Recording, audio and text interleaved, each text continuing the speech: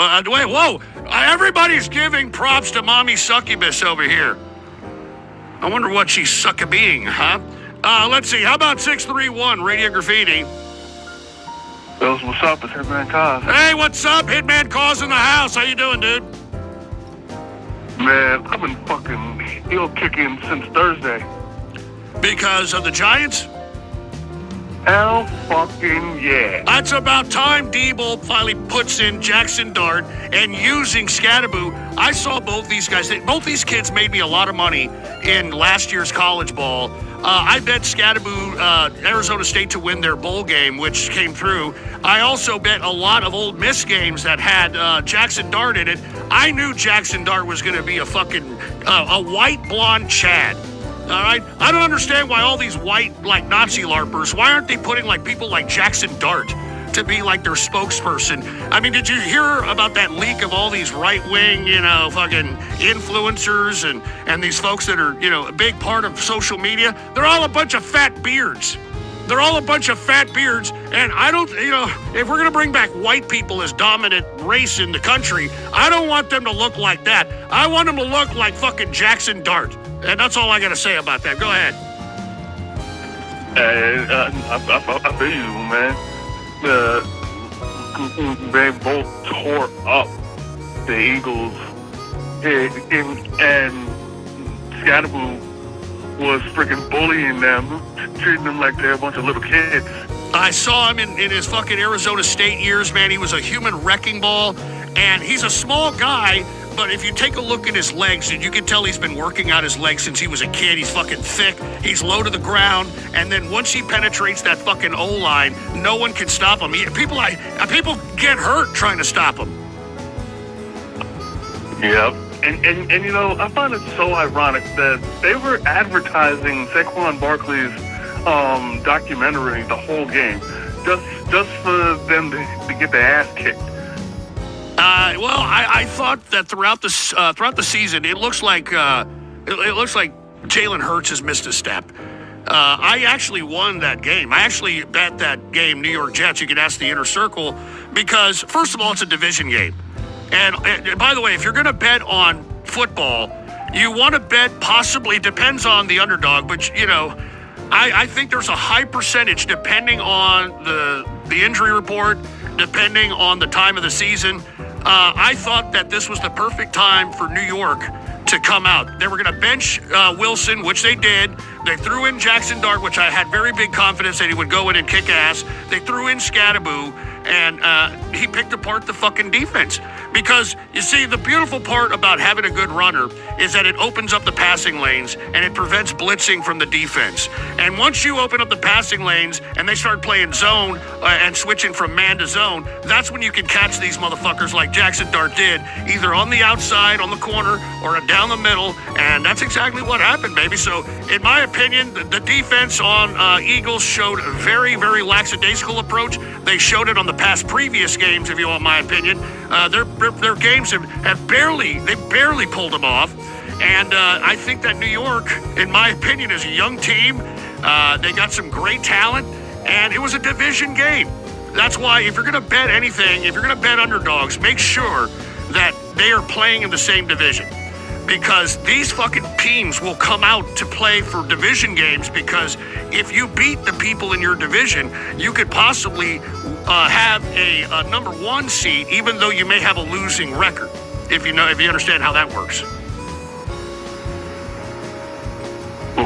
Most definitely. Anyway, man, sorry, we're talking all kinds of football here. You want to give a shout out to anybody there, man? Yeah, shout out to the D-Lock chat as always, and shout out to Purple Juice. All right, man, cheers to you, man. Thank you, Hitman. And sorry for talking about football, but believe me, I bet a lot, and I'm actually very successful at betting. It's a very, very fun side hustle. What have I got? And here I am with my after thoughts, and I gotta say, even though I can understand why Ghost didn't do a show Friday, I really wish he did, because pretty much I would have echoed the sentiments that I had in this episode then.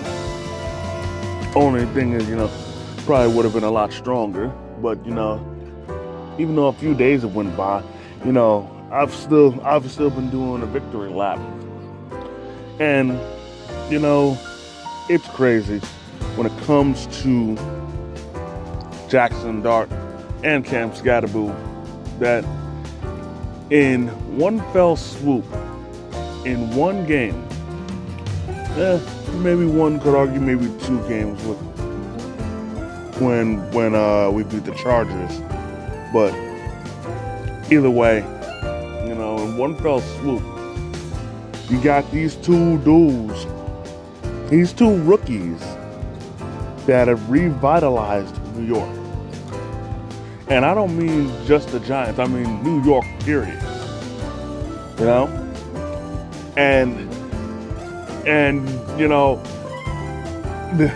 this might be a little random, but I do have to acknowledge a comment that somebody put up in the Odyssey chat, I think, or Rumble chat, where they mentioned Russell Wilson. And yeah, the second he got onto the field, he was only on the field for 2 plays, and he immediately got booed. And here's the thing, Russell Wilson is such a tragic tale, at least in my opinion, because he used to be an elite quarterback, one of the best.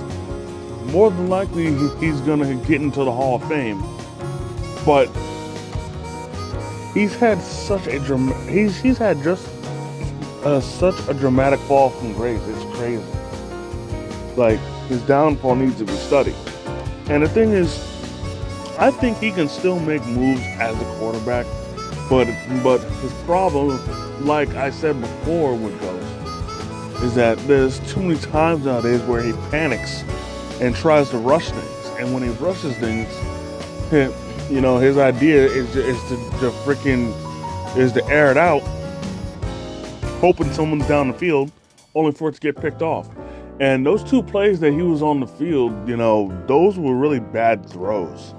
So the booing was warranted because for the second play, it was especially bad because he actually could have made a good play, but he threw the ball into the dirt, into the turf. And at this point, I'd rather have Jameis Winston be the second option rather than Russell Wilson. And that's not a knock against either one of them. It's just, Russell Wilson, honestly, in my opinion, he's at the end of his career. He needs to just hang it up before he hurts his chances of getting into the Hall of Fame. And Jameis Winston, he should definitely be the second option.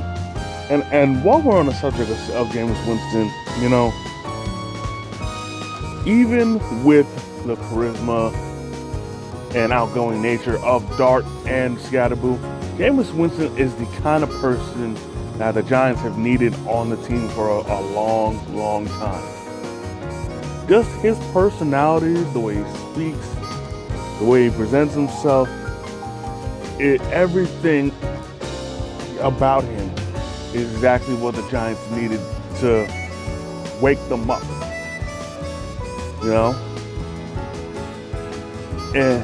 And I'm not talking talent-wise, I mean just like morale-wise, And then mixed in with the talent that our 2 young rookies have, it can only spell nothing but good things for the Giants moving forward. And I know we still have a losing record, and we still are in last place in the NFC East, but there's still tons of time left.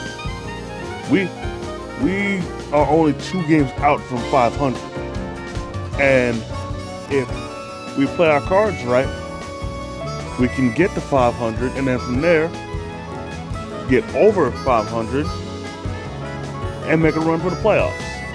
But got to take it one game at a time. And up next we got the Broncos, and I'm hoping that we can do our thing against them. And you know, it's so funny when it comes to Scatterboo. You know, the comparisons are there to Saquon Barkley because build-wise, they actually are pretty the same. You know, I think they're around the same height. They definitely are the same weight-wise. And but the thing is, the way I see it, Barkley's a speed back, whereas Scatterboo is a power back. And you know, given the way he's played from college till now, a lot of people are drawing comparisons with him to Mike Allstott, if y'all remember him. And I can definitely say Mike Allstott was a major problem. I always dreaded when we had to face the Buccaneers and deal with him. But, you know, I'll tell you what, if he plays as good as Allstott did, if not better, then like I said, you know, sky's the limit. And I can see him bullying a lot of guys on the field. But before I go, there's one last thing I gotta get off my chest about Jackson Dart, and that's he needs to be more careful with. And I don't mean like fumbling or anything, because it appears he's got that under control. What I mean is that he's got to be better and more careful with protecting himself. Because you guys saw when he went out for 2 plays and why he went out. Like, stuff like that is why he's got to protect himself. Because if he keeps doing plays like that, he's not going to have a long career. I can honestly say he will not have a long career because the injuries are gonna catch up with him fast. So he definitely needs to master the art of sliding. It's a quarterback's best friend, I promise you. And once he does that, the injuries will not happen. He'll have a nice, flourishing career. The Giants will be back to prominence, and it'll be all good. But that's going to do it for this episode, ladies and gentlemen. I definitely want to thank each and every one of y'all for taking the time out of your busy schedule to come and chill with your boy. If you enjoyed this video, hit the like button, comment if you feel like it. If you're new to the channel, please subscribe, hit the notification bell so you never miss a new video. And also keep it locked as myself and the humble man will be giving our review for Crown Jewel. So look forward to that. And as always, by way of Struggle Vision Productions, I am the Hitman Kaz. And if you see me coming, run.